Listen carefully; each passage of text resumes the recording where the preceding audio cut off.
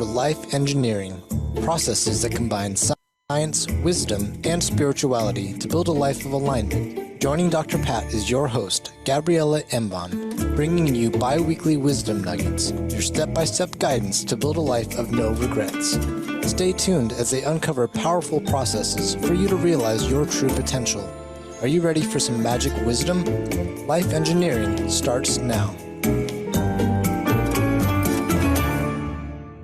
Hey, everybody, welcome. We've got a great episode for you today. Get ready for it.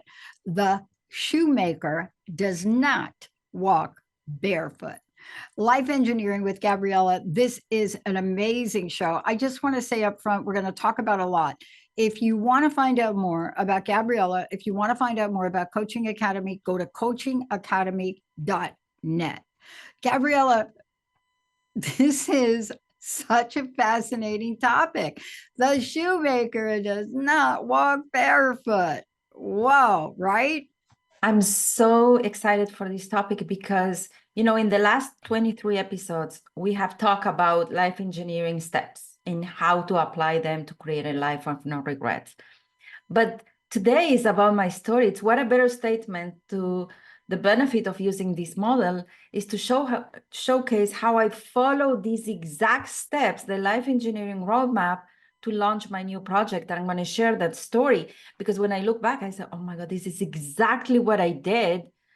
So I can't wait to put it to the test and share how I did that. Yeah. So let's start with something you've talked about before, but never in this context. Vision. That's right. And okay, so I just want to say that I had a vision. It's been a while that I had this vision. And thanks to this roadmap, this actually saved me from dropping this vision and saying, okay, it's a wrong vision at all. And that's when you have this, it's like a parachute.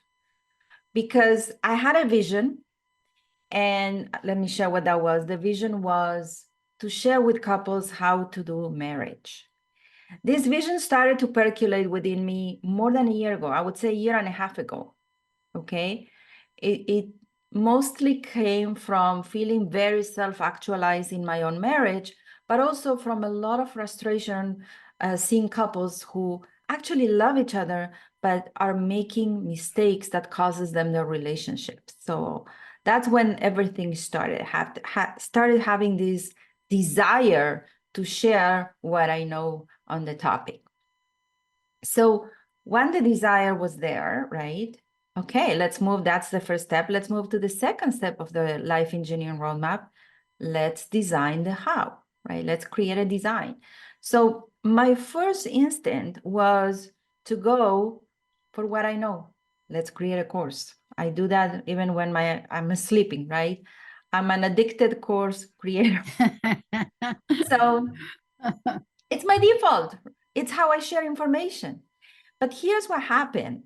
The more I was thinking about it and thinking how I will create this course, my soul wasn't excited. I could feel that there was no response from within. It was all here, not here. So I started realizing maybe that's not the how. Then I thought, okay, let's write a book. Once somebody told me at a certain point, you're going to write a book. Okay, I thought, okay, this is it. But again, I consulted with someone on how to get started, but there was a piece missing. And the piece that was missing was, hell yes, it's my gut, it's my dancing from joy. I can feel that. I know I can feel that. So I had something to refer to when I'm really excited. So that wasn't the how either. So I thought to myself, okay, I don't want to do a course, neither write a book. I probably have the wrong vision, right? I have gone wrong with this because I couldn't feel the desire to move forward with it. I didn't know how to. But at the same time, it was like a ticking bomb inside me. You have to do this. You have to do this, right? So my mind was, leave me alone. Give me some peace. I'm frustrated. I don't want to do this. And then my soul was ticking like a ticking bomb. You have to do this. You have to do this. You have to do this. And so clearly the desire was, the vision was aligned, but the how was totally unknown on how to go about it. So when I feel lost, I turn to, not just when I feel lost, but definitely when I feel lost, I turn to prayer. And I decided to ask, to receive the how. I said, if I'm meant to be doing this, show me how, in a way that will ignite my soul, because otherwise I cannot act. And then one day I was listening to a podcast, and the host, on a completely different topic, but the host, no, wasn't about couples, the host interviewed her husband. And when I listened to their conversation, the dynamics among themselves, I was like, oh, this is it. I felt that inner voice screaming, this is it. This is what I want. This is how I want to share messages.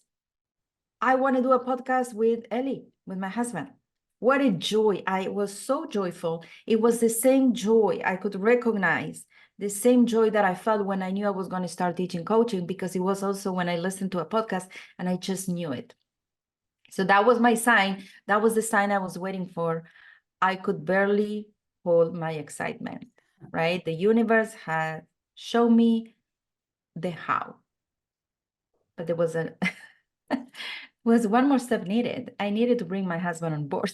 Yeah. And that's when I tell people that I'm going to do this, the first question they ask me, is he on board? Does he agree? Is he okay with that? Did you force him? So I shared my vision with him. And of course, in the beginning, he was like, I'm not doing that, right? So I said, okay, well, he needs time. He needs time to come in terms with the vision. But if it's meant to be, it will. So we waited, and months passed, and we waited until we felt that, okay, let's do it. Very cautiously, let's do it. So now we were super excited, because now we had the vision, we had the how, the design. We were ready to move to the third step, and that was the pilot, right? So you're using your own coaching academy principles on your husband, in other words. Right. That's right. Just wanted to check that out. That's right. That's what I said. This saved me from dropping my vision. So it was around more or less our 25th anniversary in September that the idea started to feel really, we started to feel it's real, and we're ready. And there was an aching to make this happen. So we were ready to do a pilot. We wrote the script, we designed 3 episodes. We decided we're not going to do it online. We're going to look for a recording studio. We got ready to record, and we found a beautiful, actually he did that. That was beautiful, because it was his doing. He found a beautiful studio, everything aligned, and we recorded 3 episodes. And you think, okay, now we recorded 3 beautiful episodes. And we were ready to record the episodes. Then life events happened. It took us, we were completely misaligned, but eventually we found the mind space to do it. We recorded the 3 episodes, and then we were driving back home, and we were looking at each other, and something was off. Wow. None of us felt good about the results. In the beginning, it was awkward to even say it. Maybe it's just me, until, I just opened up and I said, I'm not feeling it. I can say I'm really excited about what we did. There were no fireworks. So now we're back to step 2, the design. I knew the how. I was sure this is the how, but it wasn't. I was like, thank God we did a pilot, because otherwise we wouldn't have this clarity that we have right now, right? Yeah, exactly.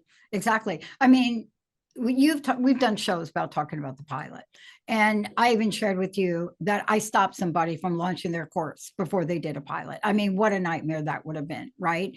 And as a result, I'm not going to take time up today, but I'll tell you the punchline. As a result, we're redesigning the structure to be more interactive, more inquiry. But look, you're following your own principles. So I can't wait to hear what happened next.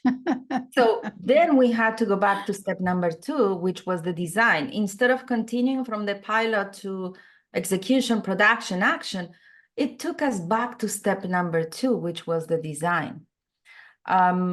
Because the reality of how we felt brought us back there. We had no choice.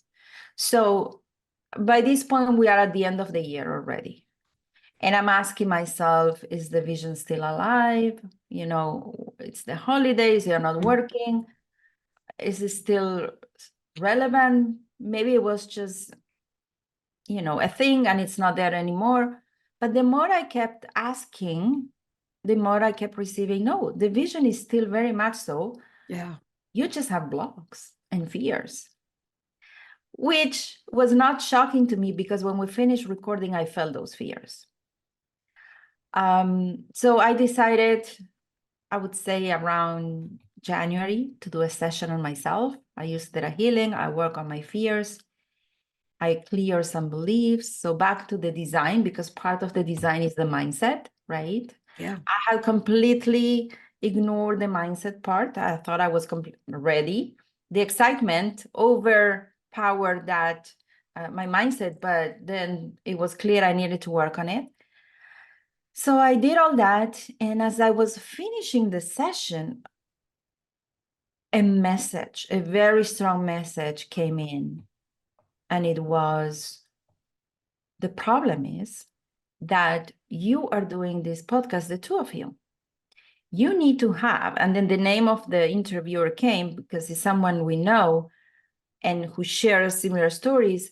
You need to have Shari interview the two of you. You need a third person. When I heard that, I was blown away. Yeah. Of course we do. Yeah. I was like, what was I thinking? Of course I do. It's how I do best when I converse with people. Is when I get asked the questions. I mean, look at us talking, right? Oh, yeah, exactly. You thought exactly. I said, I don't want to stop doing this together, right? It's what I enjoy doing the most. Yeah. And then I'm like, a light bulb, right? But you see, we started with design. We went to the pilot. The pilot, it wasn't aligned. We went back to the design. I work on my mindset, and I needed to clear those blocks in order for the next level of clarity to be received. So it's really in the doing. So now I went to my husband. I said, okay, we need Shari. Let's talk with Shari and see if she's on board to play with us. And when things are meant to be, they're meant to be. When I spoke with Shari about it, she was like, of course, this is so exciting. Yeah. And we know each other for many, many years. So it took us to redesign the pilot and to course correct. And now we were smarter. We said, okay, she says, so what do you see is the vision? I said, no. We're not doing 3 episodes. We're not doing long-term vision. Let's just do one. Exactly. I said, Shari, let's just do 1 episode and talk. And we see how we feel. So we even made the pilot shorter, so we have a shorter feedback loop, right? And finally, after the first episode, my husband and I, Ellie and I, look at ourselves and you could see we were so pleased. Yeah. We felt, yes, this is what we were looking for. Yeah. Now this takes courage. This takes courage. Let's take a moment and pause here for a minute, because what you just shared is so important. And I want to say how important it is, because what you're sharing, yes, it does apply to what you're doing, but no, it applies to many things. How many entrepreneurs do you know stop? They stop. They go through everything you just described, but yet in their gut, they know it's right, but they stop. They don't have what you just shared to go back to revisit it. You know, all of us go through this. We're going through it. I'm going through it personally here because I know the vision. I know, and I've known this vision for 20 years, and I know exactly it's still calling. But the how, right? Thanks to you and following your model, I get to go back and look at, what am I afraid of? What's my mindset? And, maybe the things around us, we look for these trigger points that show up. I'm not feeling it. Well, why is this happening? Maybe it's not meant to be. And then we create a story, but you didn't do that. You went back to your inner workings. That's right. I would say, I love what you said about fears. We'll talk more about that. And I would say was inner workings as well as outer in the sense of reaching for guidance, divine guidance. Oh, absolutely. Which is always available to all of us for free, right? Yeah. Yes. In different forms, by the way, in different forms.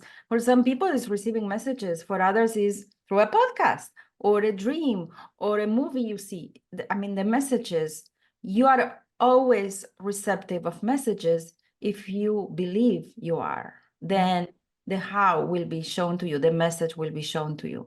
So it was that dance between inside me and asking for divine guidance, and also the understanding that, the human side of me was like, I don't need this headache. Especially in the last, Totally get it. In the last few months, I've gone through enough. I don't need this. But then we realize that a purposeful life is what we need. We meaning, going back to Dr. Frankl, right? Meaning is about serving in a way you're here to serve. And when you have the privilege to understand what is that you're meant to be doing next, how can I ignore that? I mean, I know we have free will. We can ignore it. I'm not saying we can, but I wouldn't allow my human self to ignore that. So I could hear my human self saying, give me a break, let's just chill. And then I could hear myself saying, but this is what you're meant to be doing. And how do I know this is what I'm meant to be doing? Okay, how do I know? Because every time I would see a couple doing certain things or clients sharing their stories with their partner, I will feel an ache inside me that is completely altruist. I am already working with a client. I gain nothing by feeling that ache, right? Yeah.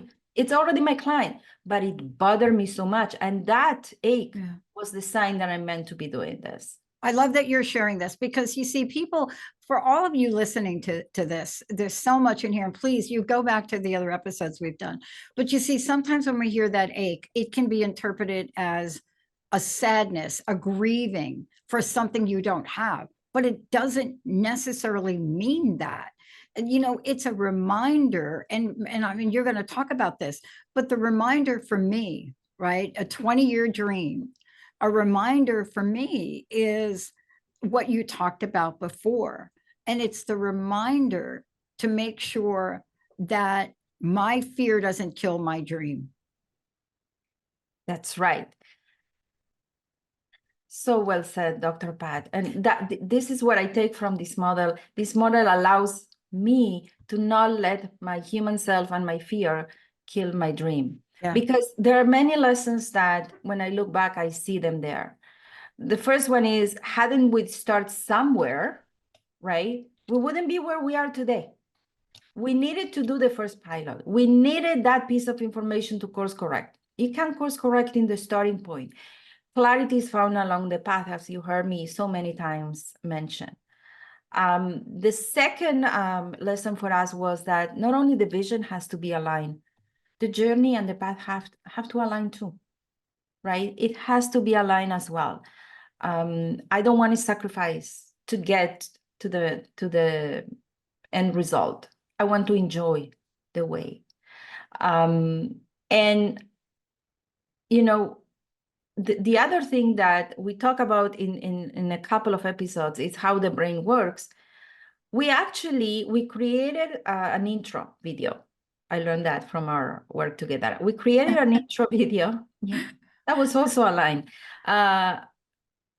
And then we had the episode, right? But even though we had all prepared, we first shared the intro video. Now, you might say, okay, this is a great marketing move. You create anticipation, perfect strategy. I can see that. It does definitely create anticipation, but that was not the reason why we first only put the intro video. In fact, We only released the intro video a few days, about 5-6 days before the actual episode, because I was so afraid that I told Ellie, I said, I need to go baby steps, right? I need to put my toes first before I go swimming, dip my toes. So let's just release the intro. And then my brain will go, it's just the intro. I'm not putting the entire episode there. I'm not eating the entire cake, just one bite. As we talked about, I'm not doing a whole project. I'm just doing one episode. So we first put the intro, and a few days later, we put the full episode. And that also, I could feel my fear along the way, right? But going step by step a little bit, and then that allowed me to appease my fear and my brain and work with the brain, right? I had a migraine, actually. I never had migraines. I had a migraine before we posted anyway. This is only a sign how meaningful. People would say, oh, this is a sign, this is not a line. No, this was a sign how important this was for me. Yeah. Yeah. I love that we're talking about this because, look, there's a quote from a book, and I read these books when I was in my 20s. Now it's a big time movie, Dune. Okay. But if you read the work of Frank Herbert and you read the Dune, if you actually read the books, yes, movies, top Hollywood people, of course you're going to go see Dune 2. Everybody will. But that's not why this book became so masterful. And there is a quote I never forgot. And people hand you books and you think, why the bleep are you handing me? There's like 7 or 8 volumes of this. But here's what I never forgot. You ready? I must not fear. Fear is the mind killer. Fear is the little death that brings total obliteration. I will face my fear. I will permit it to pass over me and through me. And when it is gone past, I will turn the inner eye to see its path.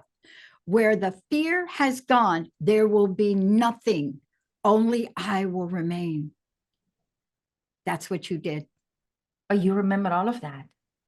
Is that okay? It's amazing. How could you not remember that? Especially not only knowing that you remember it, that you live by it.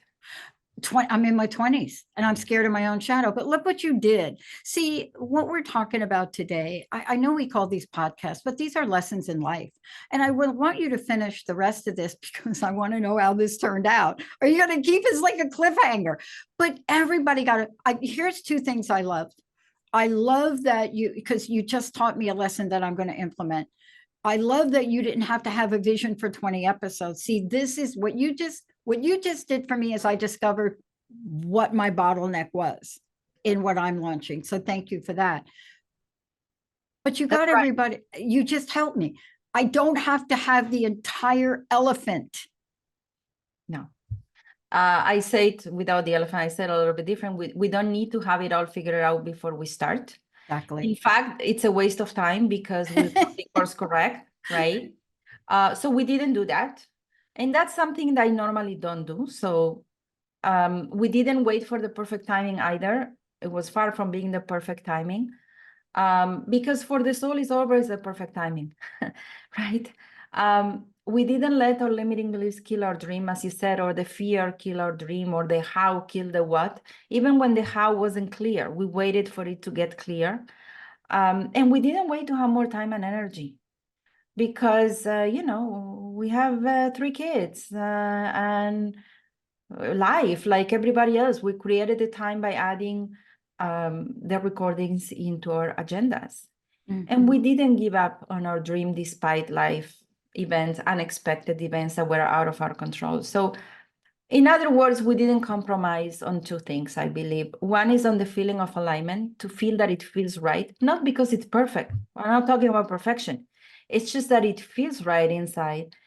And also, not only we didn't compromise on alignment, we understood that alignment doesn't mean lack of fear, right? No, it doesn't. So I have fear, I'm probably not aligned. No, one thing has nothing to, alignment comes from your soul, fear is from your mind. So that ability to separate help us go through the steps and not give up. Because look, after all, when we say a life of no regrets, we want to differentiate between self-actualization and purpose or service. Self-actualization is when you accomplish something, is for you. I actualize myself as a coach, but then I turn it into purpose by teaching coaching. I actualize myself in my marriage. I feel very fulfilled. But now we want to turn it into purpose by sharing what we learn. So for me, a life of no regrets is a life in which you take your self-actualization and you amplify the positive effect of it by not letting it stop with you, but using it to serve others. And that is how I see a life of no regrets. Yeah. And that's what you did. I mean, you looked the fear right in the eye. It's like Herbert says, I will face my fear. Then you allowed it to pass over you. You didn't allow yourself to become it. You see, that's what the key is. See, if we become our fear, you would have stopped everything. You would have stopped it. And so now what are you doing? It has gone past. You've turned your inner eye to see its path. That's the only way you can reflect and tell this story, Gabriela. You wouldn't be able to do it. And now where the fear has gone, there is nothing and only you remain. I would say where fear is gone, it's just purpose. It's just service. It's just and you. After all, it's what gives our lives joy, because joy comes from your soul. I am happy when I fulfill, when I get a new jacket. I'm just for this. I'm happy when I book my vacation, but I'm joyful when I touch my soul. Yeah. And I see the impact of what I know I am here to do. How do I know that? Not because of my ego maniac saying this is what you're here, because the signs were shown. Yeah. How can we listen to the podcast now? So we're going to release the second episode this week. It's about money and how we do money differently than what most lawyers recommend for couples. For now, it's on YouTube. There's a Facebook page called Gabi and Ellie. And after the third episode, we'll have it on Spotify. So for those who want to listen, just watch. Better listen than watch, because, I was like, I can't believe I look like this. So, fear and judgment. I'm excited. So Gabi and Ellie is going to be the name of the podcast, and it's YouTube. Please let us know about it. I'm very excited about it. And thank you for reminding us of all of us of not compromising in this area. Thank you for also reminding us of the process and how brilliant it is. Thank you so much for everything, Gabriela. I'm so excited for you. Thank you, Dr. Pat, for playing with me. It's been a year. February was an anniversary year, because I don't think I would be able to do this if I haven't done this and do this with you, which has taught me so much. It's an honor. I can't wait. I can't wait to watch this. I can't wait to listen to the podcast. Gabriela, again, how do they find out about you? Coachingacademy.net and Gabi and Ellie on YouTube or Facebook page. All right. Thank you all so much here. But what you just heard Gabriela explain to you is exactly the way she lives her life. And by the way, go back and re-listen to this and ask yourself, where am I? Am I ready to stomp on my dream? If you are, remember what Gabriela just said, go back. Thank you. We'll see you next time. You have been listening to Life Engineering, processes that combine science, wisdom, and spirituality to create a life of alignment on TransformationTalkRadio.com. Join host Gabriela Embon and Dr. Pat every first and third Tuesday at 11 a.m. Pacific for bi-weekly wisdom nuggets on how to create your perfect synergy between your mind, body, and spirit in order to realize your true potential. For more information, visit Gabriela at coachingacademy.net.